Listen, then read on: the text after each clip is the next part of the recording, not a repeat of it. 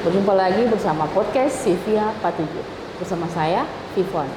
Nah, sahabat podcast Sivia Patuju, terima kasih banyak buat Anda yang masih terus setia bersama kami di sini dengan begitu banyak tema serta konsep yang kami berikan setiap hadir di podcast kami, ya.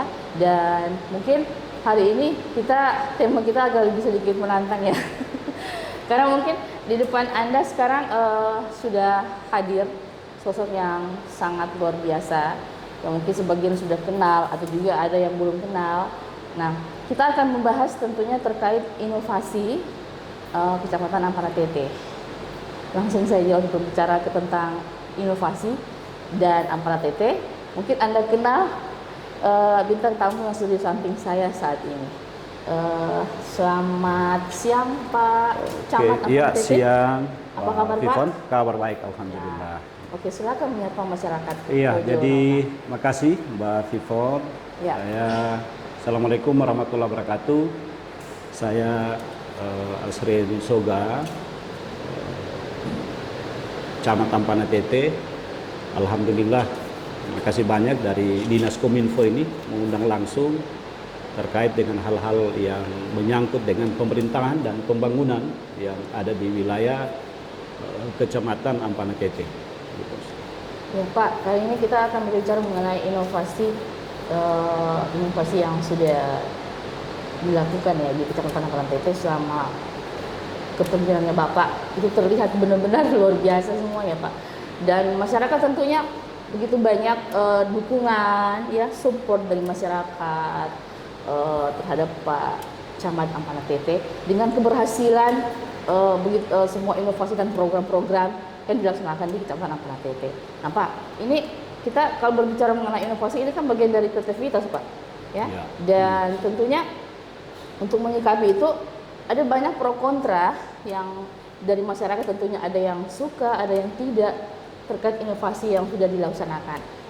Nah Bapak silakan mungkin ingin menyampaikan ke masyarakat inovasi apa yang sudah dilaksanakan Kecamatan Ampana Tete. Iya, makasih yang kedua kalinya Mbak Vivon. Jadi terkait dengan inovasi yang alhamdulillah telah kita laksanakan melalui pemerintah kecamatan, itu ada beberapa inovasi, kurang lebih 7 ya inovasi yang kami lakukan.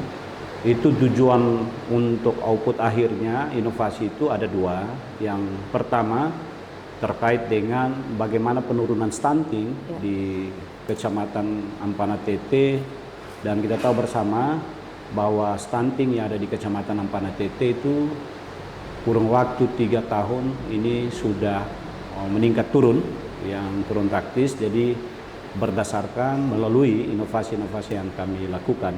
Yang inovasi terkait yang kedua tujuannya adalah bagaimana membangkitkan ekonomi masyarakat di wilayah Kecamatan Ampana Tete, terkait dengan membuka galeri terkait dengan UMKM yang ada di wilayah Kecamatan Ampana Tete.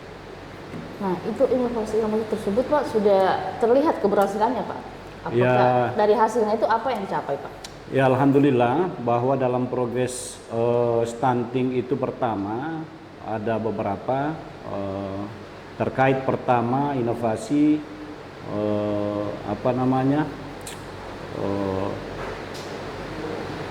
posrem.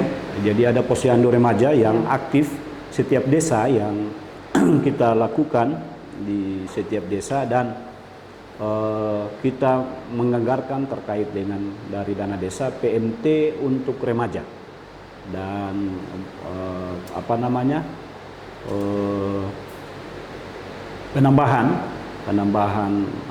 darah, penambahan ini vitamin yang diprogramkan oleh dana desa dan oleh desa itu sendiri. Itu setiap bulan itu dilakukan posyandu remaja di setiap desa, tiap bulan 1 kali, bahkan ada 2 kali. Itu melibatkan anak-anak di umur kurang lebih ada 12 sampai di 20 umur anak remaja yang terlibat dalam posrem itu sendiri. Yang kedua terkait dengan stop buang air besar. Kita tahu bersama bahwa di Kecamatan Ampana Tete lebihnya ada beberapa desa yang kita kekurangan MCK awalnya, dan itu kita buat inovasi untuk stop buang air besar sembarangan. Jadi itu yang kedua. Dan stunting untuk yang berikutnya kita melibatkan ada beberapa kemarin sebelum nikah kita melakukan edukasi penyuluhan yang melibatkan juga dari Kementerian Agama. Jadi ada beberapa desa yang mereka memberikan edukasi, bahkan kita mendorong pihak pemuka agama untuk sebelum nikah mereka diberikan edukasi untuk tidak lagi nikah di bawah umur. Karena kita tahu bersama Ampana Tete besaran untuk nikah di bawah umur itu luar biasa, ya luar biasa. Banyak Jadi ya banyak kalau di bawah umur di Ampana Tete. Maka itu yang akan pernikahan dini. Maka itu yang sampai terjadi banyak stunting di wilayah Kecamatan Ampana Tete. Dan kita Kabupaten Tojo Nona setiap tahun di wilayah Kecamatan Ampana Tete itu menjadi lokus lomba stunting di tingkat provinsi. Pertama di desa Tampa Batu, yang kedua di desa Kusumi dan Mantangisi. Alhamdulillah setiap tahunnya kita di provinsi mendapat juara. Ya, kira-kira. Wah, luar biasa Dan yang inovasi berikutnya untuk mendorong terkait dengan pendapatan masyarakat melalui UMKM. Alhamdulillah sekarang tetap jalan juga di wilayah Uebone dan di wilayah Tanjung Api. Di Bandara Tanjung Api sudah jalan. Alhamdulillah kepala bandara juga luar biasa, sampai ada kegiatan-kegiatan setiap hari Minggu itu kegiatan ini, dan melibatkan UMKM yang ada di wilayah Kecamatan Ampana Tete. Nah, ini Pak, kita kembali ke awal dulu ya Pak, sebelum kita lebih jauh melangkah. Ini terkait tujuan-tujuan dari inovasi-inovasi yang sudah Bapak sampaikan tadi ke masyarakat. Ya. Bisa tidak sampaikan apa semua tujuan dari inovasi yang sudah dilaksanakan Kecamatan Ampana Tete? Ya, tujuannya tadi dua ya, terkait membangkitkan ekonomi masyarakat, dan yang setiap tahun kita juga melakukan terkait dengan lomba atau hari ulang tahun kecamatan yang melibatkan pemerintah desa, dan itu kita buat pameran. Pameran itu kenapa? Agar supaya menjadi evaluasi. Ya, setiap tahun kita melakukan pameran UMKM maupun inovasi desa, itu melibatkan desa agar supaya pemerintah kecamatan bisa mengevaluasi sejauh mana pembangunan di desa itu masing-masing. Maka produk-produk unggulan UMKM, kearifan lokal yang ada di desa itu dipaparkan di pameran itu, dan memang harus wajib kita lakukan setiap tahun agar menjadi evaluasi kita di tingkat kecamatan. Nah, ini terkait kearifan lokal ya Pak, kita kembali ke kearifan lokal. Ini kan bagaimana Bapak merangkul generasi muda di sana Pak untuk bisa terlibat terkait kearifan lokal itu Pak? Ya. Iya, jadi memang kami di pemerintah kecamatan melihat potensi desa, setiap desa yang ada di sana. Maka potensi desa, misalkan kita lihat bahwa ini cocoknya untuk untuk arum jeram, ya, dan terlibat juga anak milenial di dalamnya. Bahkan ada beberapa juga yang kami dorong untuk terkait dengan keterlibatan anak milenial dalam mengekspor potensi desa yang ada, dan kita libatkan juga ada beberapa teman-teman komunitas yang ada di tingkat kabupaten untuk mereka melakukan campaign drone di wilayah desa yang ada, dan itu alhamdulillah tujuannya luar biasa untuk bagaimana menggali potensi kearifan lokal. Bahkan desa di Longge juga kemarin ada beberapa yang kami dorong dengan pemerintah desa Longge, PJ Longge, terkait dengan ada 2 inovasi desa yang ada di sana. Yang pertama dengan terkait dengan keterlibatan anak muda ya, terkait dengan minyak virgin oil. Yang kedua dari kompos ya, kompor bahan bekas yang bahan bakarnya itu dari oli bekas. Dan itu alhamdulillah di tingkat provinsi kemarin sudah dibuat pameran inovasi yang mewakili dari Kabupaten Tojonono itu yang ada di desa Longge itu sendiri. Itu melibatkan anak muda juga Pak ya? Anak muda, ya anak muda. Jadi sebagai anak muda yang terlibat. Nah, kita sekarang ini masih butuh proses terkait dengan pendanaan untuk bagaimana mereka bisa lebih banyak lagi untuk pembuatan kompor dari bahan bekas itu. Ini yang kita masih mencari pihak ketiga untuk mau dikerjasamakan terkait dengan pendanaan itu. Nah, ini terkait Pak, tantangan. Nah, di setiap inovasi yang ingin dilaksanakan kan pasti punya tantangan Pak. Nah, bagaimana Bapak menyikapi tantangan tersebut? Ya pasti namanya ingin membangun, ya pasti punya tantangan tersendiri. Tapi kan tantangan itu menjadi motivasi saya bahwa ada pro dan kontra terkait dengan inovasi itu. Tapi yakin percaya kami dalam hati yang ikhlas untuk membangun kecamatan, ya pasti ada tantangan, riak-riak sedikit, tapi tidak menjadi kita abaikan itu, karena pasti anjing berlalu, kafilah jalan terus. Jadi saya tidak menanggapi hal itu, dan ya alhamdulillah dalam proses inovasi itu rata-rata ke masyarakat Ampane Tete itu mendukung sepenuhnya, mensupport bahwa inovasi di tingkat kecamatan kita lakukan. Nah, Pak, kita ke destinasi ya Pak. Ya. Kebetulan saya suka sekali keliling destinasi yang ada di Kecamatan Ampane itu banyak sekali. Ya. Dan sudah saya barangkali belum ada yang saya datangi atau sudah ada. Nanti kawan-kawan bisa. Oh iya, siap. Nah Pak, ini ada tidak, kita kembali ke inovasi, ada tidak inovasi untuk destinasi wisata yang ada di Kecamatan Ampane Tete sana Pak? Nah, ini memang khususnya di wilayah ada beberapa ya. Pertama di Desa Longge itu kan salah satu terkait dengan jalur burung maleo. Alhamdulillah kami sudah berkomunikasi dengan pihak SDM di provinsi, perwakilan pusat, itu akan dijadikan jalur konservasi, konservasi burung maleo. Yang kedua di wilayah Tampa Batu yang biasa Bafifon hadir di sana, dan Batu itu Cadas. Baku Cadas itu kami sudah membangun komunikasi dengan pihak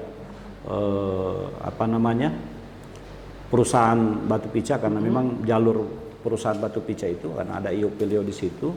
Nah, ini yang kita mau dorong melalui beliau, mudah-mudahan bisa terintervensi untuk tahun-tahun ke depan, bagaimana bisa dijadikan salah satu destinasi terkait dengan sungai yang ada di situ.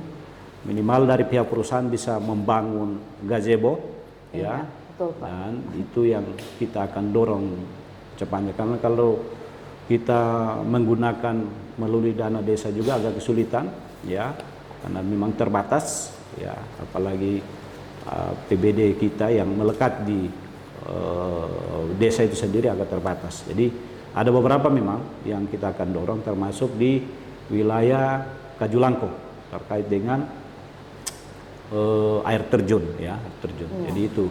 Terutama akses Pak untuk ke sana. Iya, akses ke sana masih itu. susah sekarang, Ya, Pak. masih susah Iya. ya. Oke, baik, kita sudah berbicara mengenai destinasi, sudah berbicara mengenai UMKM, stunting. Nah, kita sekarang berbicara tentang kelapa sawit, Pak. Iya, siap. Ini adalah bagian inovasi yang ditunggu-tunggu ya, Pak. Mungkin masyarakat juga ingin tahu di luar sana seperti apa kelapa sawit nanti yang akan dilaksanakan di Kabupaten Tojo Una Una ini. Nah, Pak, saya ingin tahu sebenarnya dari kapan ini pembangunan kelapa sawit akan dilaksanakan, Pak? Oh, Nanti jadi kapan? iya, jadi perlu juga kami sampaikan bahwa memang ini menjadi program dari Pak Bupati dan Ibu Wakil Bupati Kabupaten Tojo Nona terkait bagaimana lapangan kerja di 20.000 bisa tercapai dalam kurun waktu satu periode Pak Bupati dan Ibu Wakil Bupati. Maka bukan salah satunya bahwa program kelapa sawit ini yang bisa menjanjikan terkait dengan pengembangan ekonomi masyarakat dan lapangan kerja yang target itu dalam visi misi Pak Bupati itu yang luar biasa untuk kita dukung bersama dan di tingkat kecamatan maupun desa kita dorong bersama untuk bagaimana program kelapa sawit ini bisa terlaksana di Kabupaten Tojo Nona. Terkait dengan itu ya 20 lapangan kerja bisa terrealisasi untuk satu periode Pak Bupati. Ya. Itu rencana lokasinya di mana, Pak? Untuk sementara bahwa dalam progres perencanaan pabrik ini ada dua. Yang pertama di wilayah Ulubongka, tepatnya di Taki Bangke. Yang kedua di wilayah Kecamatan Ampana Tete, tepatnya di wilayah Desa Balingara. Jadi wilayah atas ini karena kita tahu bersama banyak di sana bukan lahan APL, maka itu yang kita dorong dan melalui Pak Bupati instruksikan untuk kita dorong bersama terkait dengan kelapa sawit. Alhamdulillah progresnya sudah sampai ke titik untuk pemetaan ya, sudah titik pemetaan kira-kira. Nah, untuk respon dari pemerintah daerah bagaimana Pak terkait ini pembangunan kelapa sawit? Alhamdulillah malah justru Pak Bupati itu mendorong ya, sekali lagi saya sampaikan alhamdulillah Pak Bupati itu mendorong bagaimana kelapa sawit itu ada di wilayah Kabupaten Tojo Nona dan beliau support baik karena memang salah satu yang menjanjikan untuk perputaran ekonomi masyarakat itu melalui kelapa sawit, salah satunya di wilayah wilayah Kabupaten Tojo Nona. Ya, jadi ini luar biasa ya, luar biasa Pak Bupati kita dan Ibu Wakil Bupati kita Kabupaten Tojo Nona. Ya. Nah, selain respon dari pemerintah daerah, mungkin juga ada respon dari masyarakat. Nah, saya yakin Pak, ini pasti mengalami pro kontra Pak. Ya. Ada yang setuju, ada yang tidak. Bagaimana Bapak menyikapi persoalan tersebut Pak? Kalau pro dan kontra ya paling kontranya kecil lah ya. Karena masyarakat juga sudah merasa bagaimana perputaran ekonomi dan masyarakat sudah merasa bagaimana ekonomi mereka ya. Dan terkait dengan pro dan kontra ini pasti yang kalau dengan kontranya pasti berpikir bahwa dampak ya. Tak usah saja Pak Ibu Vivon. Semua ini punya dampak, semua apa yang kita lakukan punya dampak ya. Punya dampak. Mbak Vivon saja dengan jam yang sekarang ya. Atau saya di jam yang sekarang saya bernapas sama Mbak Vivon pasti berdampak, bernapas saja, toh dengan jam yang sekarang toh, ya, lebih aroma. Nah justru itu dampak toh. Jam begini jam berapa Pak? Pasti punya dampak. Cuman kan terkait dengan kelapa sawit dampaknya tidak terlalu besar ya, karena selesai di ini kita menanam lagi ya kelapa sawit. Jadi tidak ada cerita lagi bahwa dampak ini semua itu karena memang pihak pemerintah daerah pengelolaannya melalui dari pihak perusahaan itu yang APL bukan kawasan ya atau hutan lindung tidak, jadi hanya yang APL ya. Kalau kawasan maupun hutan lindung tidak di aktivitasnya tidak dikasih ruang karena melanggar undang-undang aturan itu yang ada ya seperti itu barangkali ya. Ini kan saya melihat masyarakat memang agak khawatir juga Pak, takutnya mengganggu lingkungan kan. Nah, dan mungkin ini itu pertama kali Pak Una, jadi mereka belum pernah merasakan. Bagaimana Bapak menyikapi hal tersebut Pak? Mungkin rasa takut dari masyarakat, sebagian masyarakat itu ada Pak, akan berdampak buruk terhadap lingkungan. Nah, itu. Tapi itu bisa tidak beritahu manfaat dari kelapa sawit itu sendiri, Pak? Jadi Untuk daerah kalau kelapa sawit Ya. yang progres ke depan itu saya sampaikan kalau memang itu berdampak ya, misalkan di Kalimantan yang sudah puluhan tahun ya, di wilayah apa namanya Sulawesi Barat ya sudah puluhan tahun, itu aman-aman saja. Dan ini juga dalam progres kelapa sawit ini tidak ini, bahwa saya sampaikan awal bahwa kawasan maupun hutan itu tidak dibuat lahan untuk kelapa sawit, yang apel aja. Jadi maka adanya kelapa sawit ini ekonomi masyarakat ya, yakin percaya sudah terbukti di daerah lain toh. Maka terkait dengan itu kami sangat, maka masyarakat sekarang sudah menunggu ya, bahkan masyarakat sudah menunggu kapan ya kelapa sawit itu, pabrik itu akan terbangun di wilayah Kabupaten Tojo Nusa. Sekarang sudah menunggu semua di setiap desa, dan mereka sudah petakan semua yang punya lahan itu sudah siap untuk menanam kelapa sawit ya. Dan ini progres juga ke depan, insya Allah terkait dengan koperasi ya, koperasi Merah Putih ini kan luar biasa. Nanti ada unit kerja, unit usaha koperasi Merah Putih melalui kelapa sawit itu, karena mungkin bisa saja ke depannya pihak perusahaan itu tidak lagi, masyarakat tidak langsung bersentuhan langsung dengan pihak perusahaan, tapi melalui koperasi Merah Putih. Bisa jadi pembelian kelapa sawit, pembelian hasil itu melalui koperasi yang terlibat. Jadi luar biasa. Jadi memang pengurus koperasi ini memang betul-betul yang jiwa ekonom yang harus dipasang di situ. Jangan sampai salah-salah ke depannya. Jadi tapi alhamdulillah dengan progres yang sudah terbentuk pengurus koperasi, saya lihat rata-rata yang punya jiwa-jiwa usaha yang ada. Dan saya yakin di Tojo Nauna bahwa terkait dengan koperasi Merah Putih akan bisa berkembang dari segi usaha, unit usaha yang mereka programkan setiap desa yang ada. Ya, itu juga demi kemajuan perekonomian di daerah kita. Iya, daerah kita. Ya.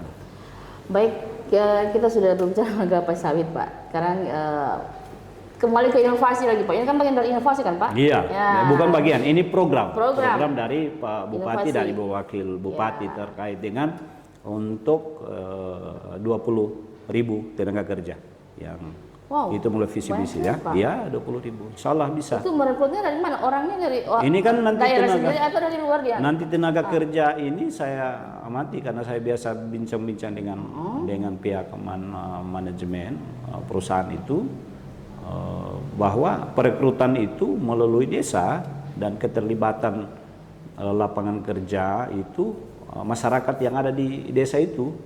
Bayangkan itu penanaman, baik penanaman maupun pembersihan itu melibatkan masyarakat. Ya, ini kan luar biasa nanti tuh. Itu saja lah, itu belum pendapatan dari hasil sawit. Itu baru program lapangan kerja saja sudah terbuka. Apalagi kalau sudah sawit kita sendiri yang ada, itu kan untuk ekonomi kita semua. Kira-kira seperti itu. Pasti banyak nanti yang berbondong-bondong untuk kerja di situ, Pak. Ya, khususnya saya yakin bahwa apalagi keterlibatan ibu-ibu nantinya tuh, karena pasti diberdayakan lah masyarakat sana juga langsung. Akan seperti itu, akan seperti itu. Jadi kalau tidak cukup boleh ambil kecamatan lain. Ya, kalau tidak cukup mungkin boleh ambil kecamatan lain, toh. Tapi yakin percaya bahwa bisa jadi masyarakat juga tidak, karena mungkin mereka punya lahan juga, toh. Jadi melibatkan masyarakat dari luar, bahkan dari kecamatan lain untuk lapangan kerja di bagian lapangan ya, bagian lapangan. Ya, kira-kira seperti itu. Iya, harapannya semua program ini berjalan lancar ya, Pak ya. Insya Allah, amin amin ya. Dengan dukungan dan semangat dari masyarakat Kecamatan Panatete. Ya. Yang merasa juga kan seluruh masyarakat Tojo Nauna. Iya, yang merasakan. Oke Pak, kita tinggal dulu kelapa sawit ya Pak. Kita kembali ke terkait dana ex-PMPN yang kemarin sempat jadi polemik juga ya. Saya dengar di isu di telinga.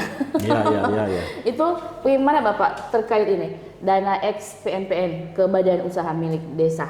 Ya. Oh iya, jadi dana XPM PMK beralih ke badan usaha milik desa itu alhamdulillah dalam progres kemarin sudah kita tahapan sekarang sudah melalui tahapan program di SPP karena memang terkait dengan dari XPM ke Bundes memang aturannya tetap ada simpan pinjam ya. Ini kurang lebih 8 tahun dari XPM itu dibekukan ya. Alhamdulillah kami di sana kurang lebih 3 tahun. Progres itu 1 tahun lebih kami lakukan untuk bagaimana yang dibekukan tadi itu bisa beralih ke Bundesma dan bahkan sudah terbentuk sana terkait dengan kepengurusan direkturnya. Bahkan direktur kemarin itu dilelang ya, diuji kompeten oleh pihak provinsi, itu staf khusus kemarin oleh Gubernur Dr. Arifin Bidin, ada beberapa dokter juga yang melakukan tim asesmen ya, tim asesmen dan yang sudah terbentuk itu direkturnya.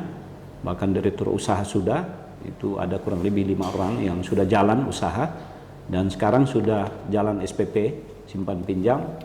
Jadi simpan pinjam juga ini kita melalui proses juga, melalui OJK ya, karena kita tahu jangan nanti tidak izin OJK, tidak tanpa pengetahuan OJK kita melakukan simpan pinjam nanti bank swasta lain akan komplain. Nah itu sudah kita lakukan, bahkan SPP itu bahwa dalam untuk simpan pinjam itu kita berikan jaminan ya. Jadi jaminan itu kurang lebih akte tanah melalui yang diverifikasi oleh akte notaris. Jadi seperti itu. Alhamdulillah sekarang sudah kurang lebih 1 M lebih yang sudah berjalan untuk SPP itu. Dan ini insya Allah progres ke depan terkait dengan usaha air mineral ya. Air kemasan ini yang kita akan godok lagi untuk kedepannya karena itu juga inovasi Pak ya? Iya, program ya? Dia program dari yang kita buat ini. Jadi agar minimal dia ada 2 usaha yang terkait dengan Bundes badan usaha milik desa bersama ya. Wow, luar biasa Kecamatan Paratete ya dari bawah kepemimpinannya Pak Camat. Begitu banyak keberhasilan yang bisa kita lihat dan sudah terbukti. Nah, kita ini saya ingin sentil sedikit ya, karena sebentar lagi hari ulang tahun kemerdekaan Pak ya. Ini terkait inovasi dan program dari Kecamatan Paratete sendiri Pak. Nah, apakah keterlibatan Kecamatan Paratete sendiri ada tidak di kegiatan nanti Pak di hari ulang tahun kemerdekaan? Kemerdekaan, oh iya. Iya. Jadi sebelum saya sentil itu bahwa saya cuma sambung sedikit ya, bahwa silakan, Pak. Terkait dengan badan usaha milik desa bersama itu kita yang pertama di Provinsi Sulawesi Tengah, bahkan kemarin ini Pak Kepala Dinas itu diundang langsung oleh Provinsi, Dinas PMD Provinsi untuk memaparkan strategi langkah-langkah yang sampai alhamdulillah goal kita pelaksanaan dari XPMPM ke Bundes. Jadi menjadi role model di Provinsi Sulawesi Tengah. Bahkan alhamdulillah Pak Bupati, Bapak Ilham Lawidu, sarjana hukum sudah menandatangani prasasti pas di kegiatan hari ulang tahun kecamatan kemarin di Pesuli. Biasa. Ya. Nah, terkait dengan hari ulang tahun proklamasi ini yang ke-80, salah kita tetap melakukan upacara ya, yang melibatkan semua pemerintah desa, masyarakat PKK, bahkan sekolah ya, di satuan tingkat sekolah baik SD, SLTA, SLTP itu upacaranya di desa Balanggala dan ada beberapa kegiatan ya. Yang pertama itu kegiatan jalan santai. Salah kalau tidak salah kita agendakan itu di tanggal 16 pagi. Di kalangan masyarakat mungkin. Nah, Kita sebelum kita pamit ya Pak, saya ingin bertanya mungkin ada tidak progres ke depannya untuk Kecamatan Ampana Tete Pak?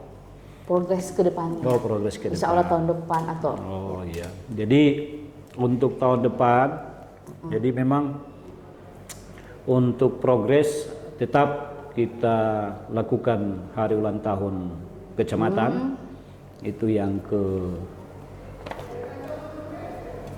61, yang kemarin 60. Sutua ya Pak ya? Iya, Sutua.